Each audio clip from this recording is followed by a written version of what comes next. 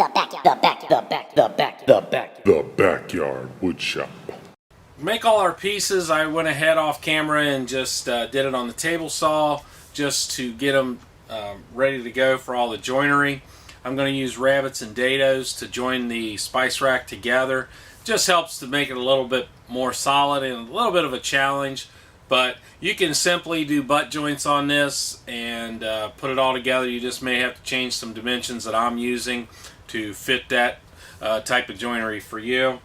So we're going to have a rabbit at the top and the bottom, and then we're going to have dados inside for the shelves. These pieces are 2 1/4 wide by 24 1/2 long for the sides. For my shelves and the top and the bottom, also they're 15 1/2 inches long by 2 1/4 wide. And then I've got some 3/4 inch wide by 1/4 inch strips. These are oak. That's going to be for the front rail. So I've got my Incra fence set up. I've got my router bit set flush with the fence right now. Scale set at 0. So when I move it to a 1/4 inch, I'm taking the full quarter of the bit, and then I need it to be 19/32 and not a 1/2 inch when I make the next pass, so I don't want to use the entire bit. So I will move it to 19/32, take another pass, and then that will give me a nice flush fit with my rabbits. And then how I'm going to measure for my 5 1/2 inch spacing is I'm going to use a block that I cut to 5 1/2 inches, go off of the rabbit and just make a mark like this, and then I can just move to the scale. It's just a quick way to make your measurements fast without having to do any math. You can do the math, I could do the math, but this is just fast. So then I can just hold the piece on its edge, slide it up, make my cuts, and move on to the next one using the same block.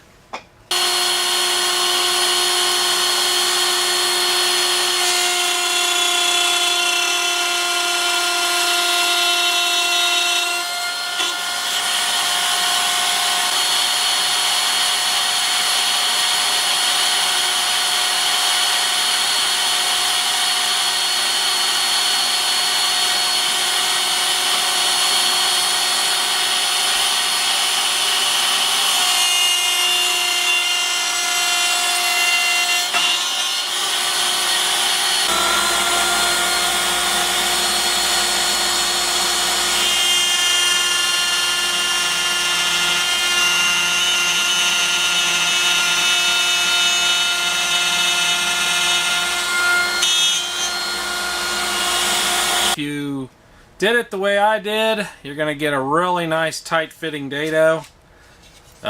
It's not so tight that you got to struggle to put it in, but it's tight enough that it holds perfectly. And that's the beauty of the Incra system. With that incremental lead screw, you can just dial it right in. Now, if this were not just perfect by the 30-second measurements, you can always do the micro adjust, but I mean, it just fits so nice. Right in the middle of the sanding the project here, just off camera, save a little bit of time, and I realized, hey, I could show you guys a tip that I do. I didn't even think about it, but normally if I have a lot of parts that are all ganged together, you have to sand the faces obviously separate, but the edges, it's really hard for this sander to do like an edge like this without rounding over. But if you clamp all your pieces together, and then I put my clamps opposite each other to keep it counterbalanced so that it doesn't want to tip one way or the other. Gives you a handle too, but you just make sure your clamps are tight enough to hold it, and everything's even, and you can just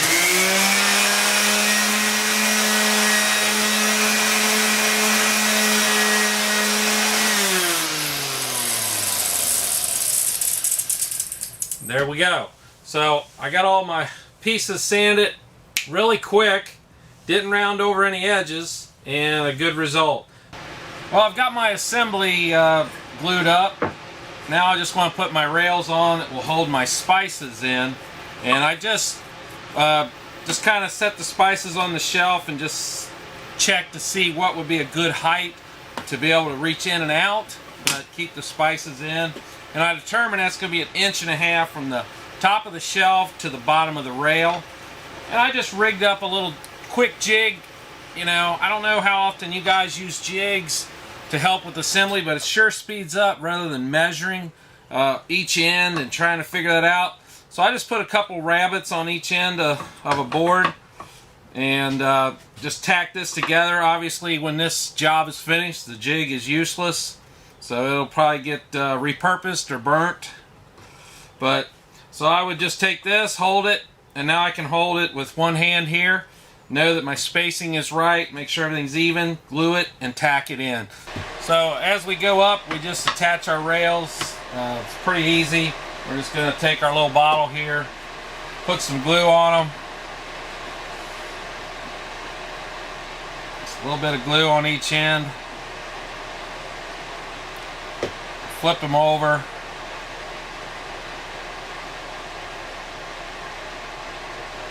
And then just tack it in place with a pin nailer.